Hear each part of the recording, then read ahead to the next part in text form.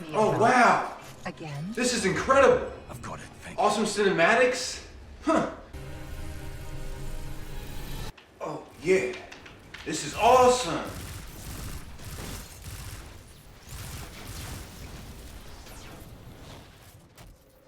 Alright. I'm having so much fun. This is so much fun. I can't believe all the fun I'm having right now. Huh. Yeah.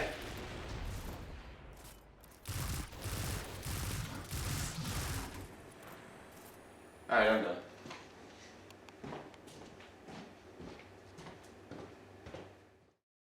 What's going on, everyone? Mr. Potato Head here, back at you guys with another Destiny 2 video. In this one, I'm going to be talking about how great the Dawning event that's coming up tomorrow is about to be. Hope you guys are as hyped for it as you was for the Curse of Osiris DLC, because it's just going to be as incredible. For example, when this comes out, we'll be able to throw snowballs. Oh yeah! We'll get a few new weapons and armor. Put quotes around that new there because they're pretty much just going to be reskins of things, such as like the Iron Banner was. And also, we're going to get cosmetics. And cosmetics. Oh, and I almost forgot. Cosmetics. And also, not to mention, there will be new secrets and Easter eggs. And I don't know if I mentioned this or not. Cosmetics. I'm just tickling your nipples, guys. Definitely don't get too hyped about this Dawning event because it's just going to be as great of a letdown. And I have some reasons I'm going to be talking about in this video. I also have some good things that will be coming in the Dawning event, but there isn't so much good. Let's just say that much. First off, I think we all should take a moment of silence and take our hats off if we have any on.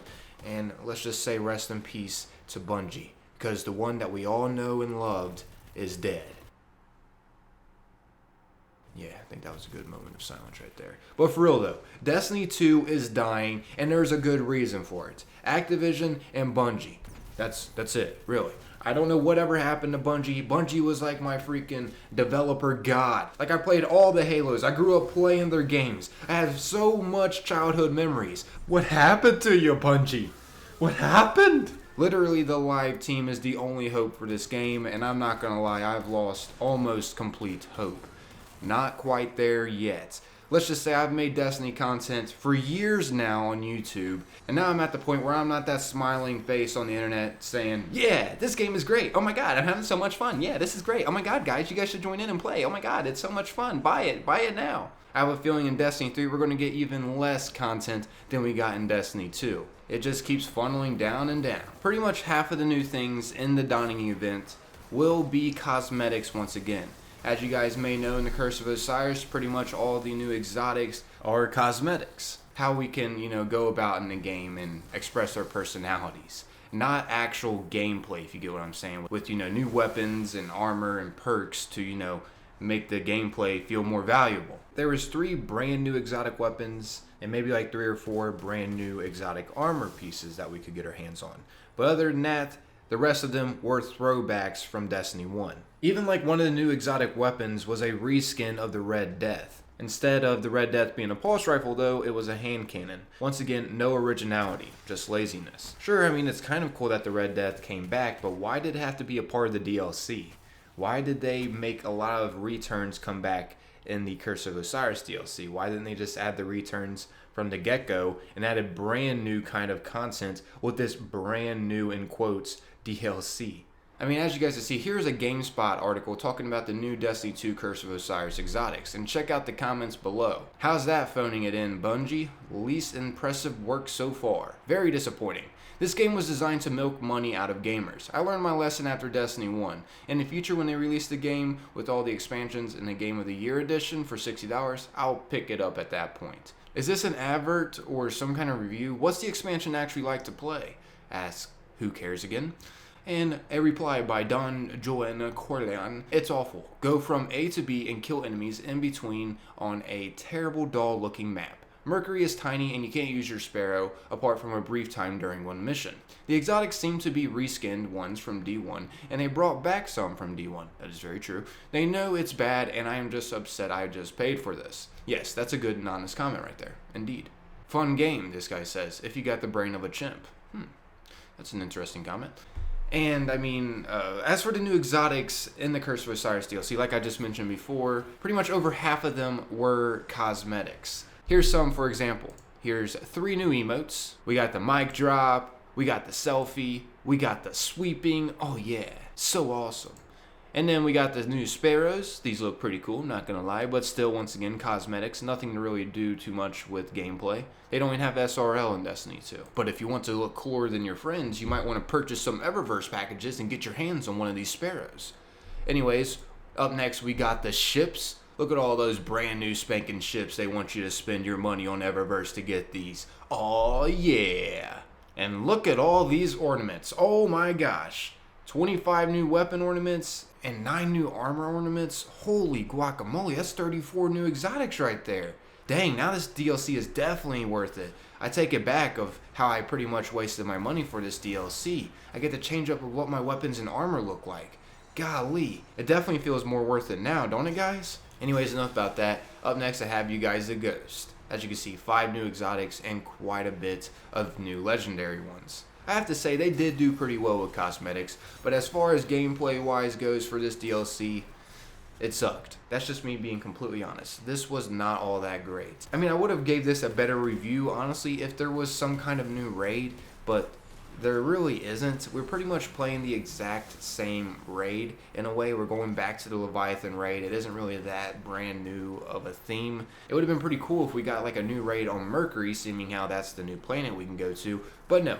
We return back to the Leviathan raid and we take on another part inside that area. How creative and motivating, right? No, that is extremely lazy in game designing. Sure, some of you may think it's all that in a bag of chips, but for the most part, I'm sure a lot of you can agree that the gameplay was pretty dull for the Curse of Osiris. I did enjoy the cinematics. They did do a great job with that. I'm not trying to say this is all bad, but there is more bad than good. Anyways, as for the Dawning coming up, as you guys may know, there's going to be quite a bit of cosmetics and also quite a bit of new secrets, which I like that part. But what I don't like is how many more cosmetics they're adding into the game. Don't you think they added enough with the cosmetics of Osiris that we just paid for? No, they didn't. They're adding tons more in this Dawning event. Where is the actual gameplay? Where is the actual new weapons? Where is the creativity? Why is it all just skins now? And like what we look like. It's like Bungie's huge plan they have is to get us to go to Eververse more to purchase things.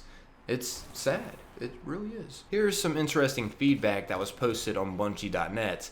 And it says, the Dawning is showing gamers the problem with Eververse and entirely changing what Eververse was originally introduced for. Eververse was originally introduced as a way to find a live team and bring us free content. When it was first introduced, he was entirely okay with it, containing emotes and later having exclusive armor sets to sweeten the deal. But now, the majority of items that should be obtainable through gameplay are locked behind these loot boxes from Eververse. Amanda Holiday is now pointless as she doesn't carry any higher tier ships or sparrows for us. It once again funnels the community to Eververse. There are no ghosts to be unlocked through running strikes or opening planetary engrams or even through the Crucible.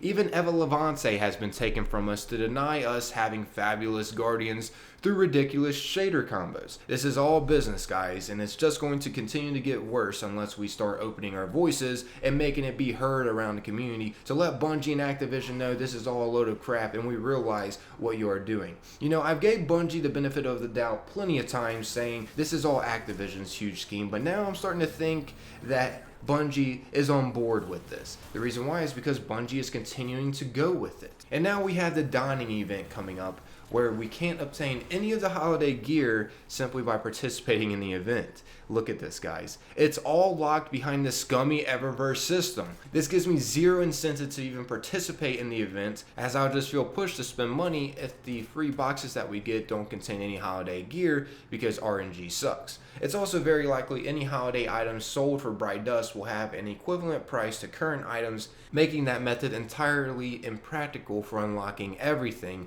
unless you decide to actually use some money. This guy has some ideas of fixing things in favor of us gamers instead of punishing us for playing your game. What Bungie needs to do, because Eververse at this point has become a worse system than any freemium game I've ever played. Eva Levante needs to be brought back and given the majority of the shaders Tess has. The Vanguard shaders should go to Zavala, and the 3 shaders tied to Ikora's armor to Ikora. So basically this guy is saying that we should be able to just actually use Glimmer to purchase shaders, which I'm on the train with that. I agree with that completely. We should not have to be spinning bright dust to get these shaders or try to grind out these shaders in game. We should be able to just purchase them or have them like we could before, but that's just not going to happen because, as we know, shaders are consumables, which leads us to have to grind more or purchase from Eververse to get our, character looking how we want. And Bungie knows how much this game revolves around community and playing with one another. So, of course, a lot of players care what their character looks like because, they like their character to look sweet around their friends and whatnot. I mean, that is true in a lot of perspectives. You're not going to go to some kind of certain event with your friends in a diaper, are you? No, you're going to dress, occasionally to whatever the event is. But yeah, I could go on and on about what this guy's feedback was, but basically to sum it up, he is trying to say that Bungie should stop adding things that revolve around Eververse and start adding in actual new content that affects the gameplay instead of just for looks. And if they feel like they're going to continue to add things just for looks, they should add in other vendors that specify on that we can actually use Glimmer to purchase some of these cosmetics instead of possibly feeling the need to use real life money because the grind isn't going fast enough. This video is getting kind of lengthy. If you guys have any topics that you want me to discuss about Destiny 2 to get your voice and opinion out there more, feel free to leave it down below in the comments. I'm out of here though. Peace. Enjoyable, consider leaving a like. Your guys' support is greatly appreciated. Until next time.